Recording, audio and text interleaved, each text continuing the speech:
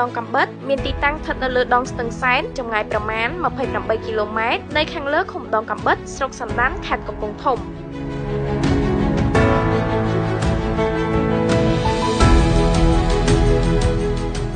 សំណង់សំខាន់រួមមានទំនប់ស្ទាក់ទឹកមានបណ្ដោយទំនប់ប្រវែង2680ម៉ែត្រមានកម្រិតកម្ពស់ខ្នងទំនប់ប្រវែង40ម៉ែត្រធៀបនឹងនីវ៉ូទឹកសមុទ្រនិងមានកម្រិតកម្ពស់ស្តុកទឹកបាន35ម៉ែត្រធៀបនឹងនីវ៉ូទឹកសមុទ្រ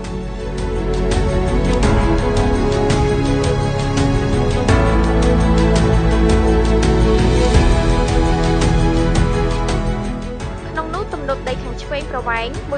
1136ម៉ែត្រកម្ពស់ទំនប់អតិបរមា17ម៉ែត្រនិងទទឹងខ្នងទំនប់7ម៉ែត្រទំនប់បង្ហៀតទឹកប្រវែង306ម៉ែត្រទទឹង7ម៉ែត្រនិងរៀបចំនៅកណ្ដាលបាតស្ទឹងគឺជាសំណង់បង្ហៀតទឹកនៃគម្រោងនេះទំនប់បង្ហៀតទឹកនេះបំពាក់ដោយទ្វារទឹកចំនួន21សន្លឹកទ្វារទឹកនីមួយៗមានប្រវែង12ម៉ែត្រគុណនឹង12ម៉ែត្រ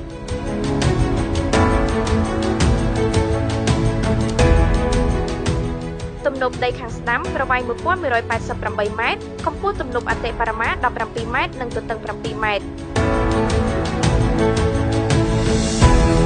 ផ្លូវចូលទីតាំងទំនប់ដែលត្រូវពង្រីកមានប្រវែងប្រមាណ 10.5 គីឡូម៉ែត្រនិងទទឹង7ម៉ែត្រគឺជាផ្លូវ Claiborne Macadam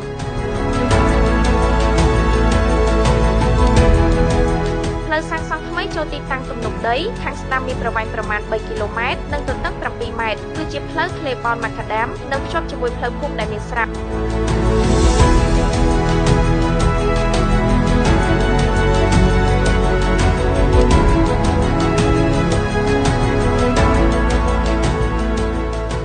តំបន់គ្រប់គ្រងស្ថិតនៅផ្នែកខាងក្រោយទំនប់ខាងឆ្វេង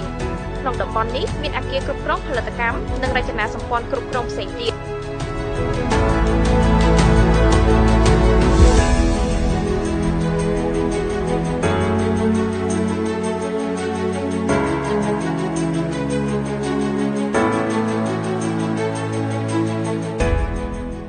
ពេលសាងសង់រួចគម្រោងនេះនឹងផ្ដល់អត្ថប្រយោជន៍ជូនដល់ប្រជាកសិករចំនួន 25,000 គ្រួសារស្មើនឹង 85,300 នាក់ស្ថិតក្នុងស្រុកបារាយណ៍ស្រុកកំពង់ស្វាយស្រុកប្រាសាទសំបូរស្រុកសណ្ដានស្រុកសន្ទុកនិងស្រុកស្ទងខេត្តកំពង់ធំនិងទទួលបានទឹកស្រោចស្រពគ្រប់គ្រាន់សម្រាប់ដំណាំស្រូវដំណាំរួមផ្សំនិងទឹកប្រើប្រាស់ប្រចាំថ្ងៃ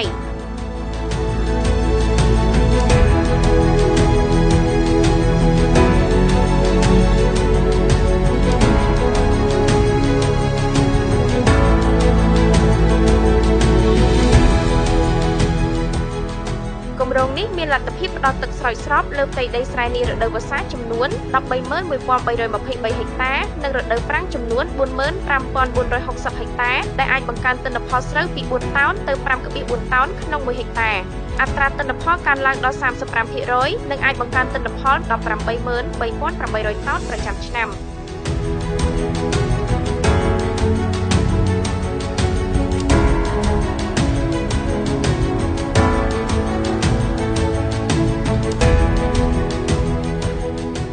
គម្រោងអាងទឹកដងកំបិតបានបើកការដ្ឋានសាងសង់នៅថ្ងៃទី8ខែធ្នូឆ្នាំ2023ហើយនឹងគ្រោងបញ្ចប់នាខែតុលាឆ្នាំ2027ដោយប្រើរយៈពេលសាងសង់48ខែគិតត្រឹមថ្ងៃទី22ខែមិថុនាឆ្នាំ2026